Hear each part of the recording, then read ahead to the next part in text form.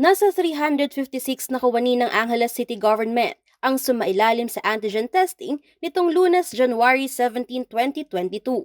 Utos ito ni Mayor Carmelo Lazatin Jr. upang matiyak daw ang kaligtasan ng mga empleyado at matukoy ng maaga ang mga infected ng COVID-19 virus.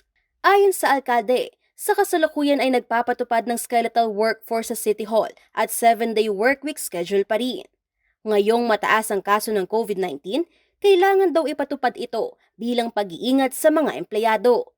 Libre ang isinagawang antigen testing sa mga empleyado. Ayon kay Lazatin, ang mga empleyado na nagpositibo sa antigen test ay dinala ng Angeles City Disaster Risk and Management Office sa Rafael Lazatin Memorial Medical Center o RLMMC at i-assess ng mga health worker. Ayon naman kay City Health Officer Dr. Verona Guevara, papayagan ng mga empleyado na mag-self-isolate matapos ma-assess ng Barangay Health Emergency Response Teams dahil ipinatutupad ng syudad ang guidelines ng DOH sa home isolation at quarantine para sa mga fully vaccinated individuals.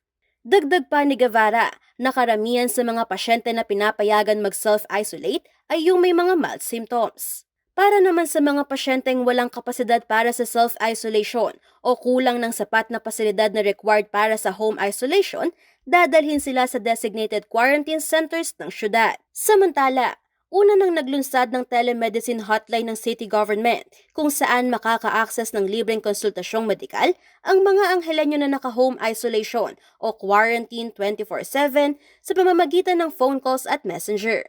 Ang mga prescribed medicine ay idinedeliver din sa mismong tahanan ng mga pasyente. Patuloy naman ang apela nila sa mga Anghelenyo na mag-ingat at sumunod sa minimum health protocol. As of January 17, 2022, nasa 709 ang total active cases ng syudad.